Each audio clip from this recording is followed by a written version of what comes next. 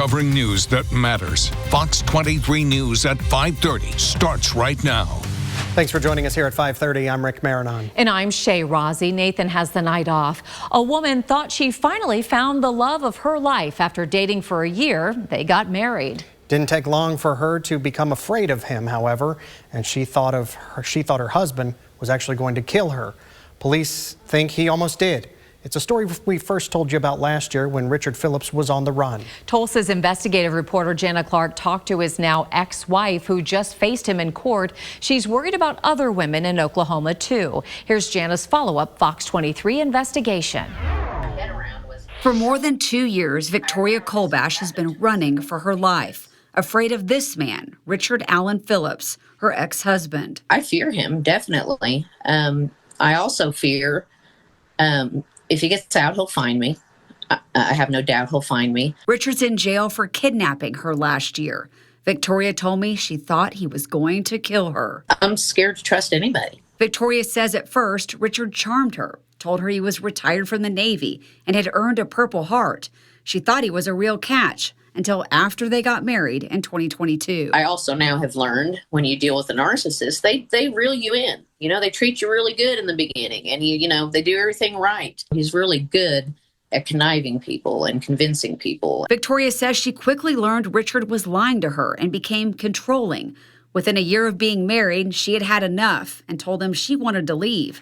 Richard wouldn't let her leave their houseboat on Lake Eufaula. She finally escaped.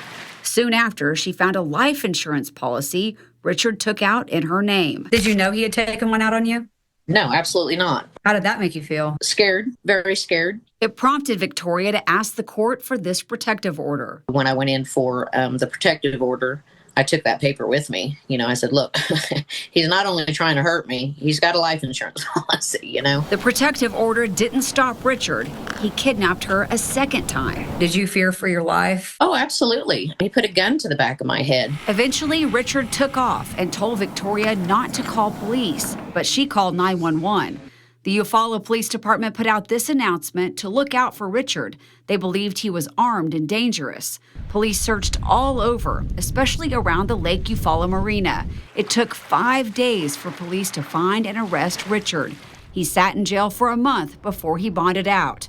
Victoria took off to Rosebud, Missouri for safety, but it didn't take long for Richard to find her. Richard had been to Missouri 3 times and stayed in a motel, 8 across the street in a restaurant from where I lived. He's very bold. After getting tipped off Richard was in the area, Victoria called police. They found him across the street, drunk, with a sawed-off shotgun and a box of ammunition. I truly feel he had planned on killing me in Missouri and fleeing the country. Rosebud police arrested Richard and posted this press release about it. The county DA filed charges against him for stalking, violating the protective order, and unlawful possession of an illegal weapon. This time, they held Richard on a $100,000 bond.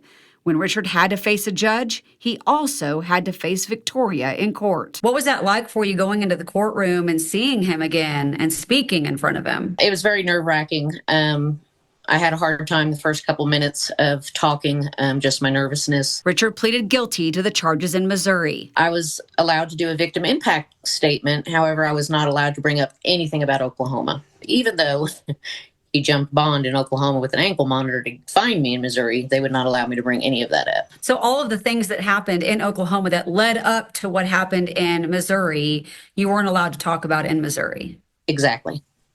And how did that make you feel?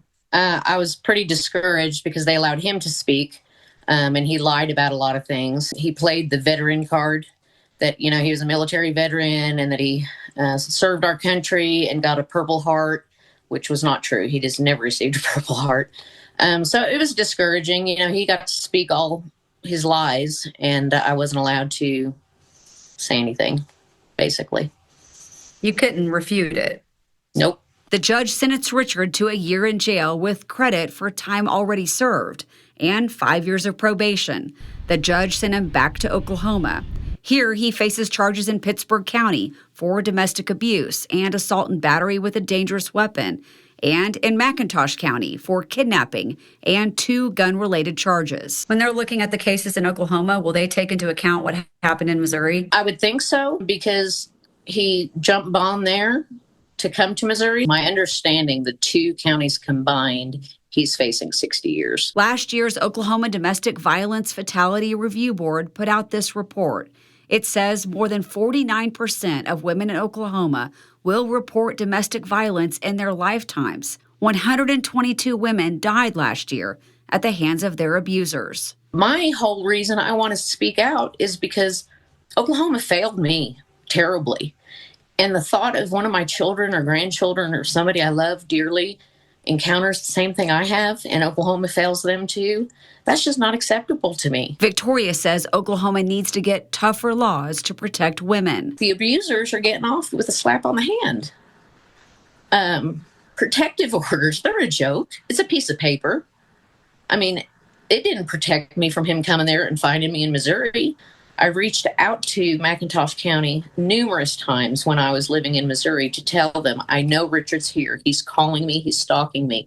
Look at his ankle monitor. Please find out where he is. And they told me, call your local authorities. It just flabbergasts me that all these things can happen and I can call and beg and plead.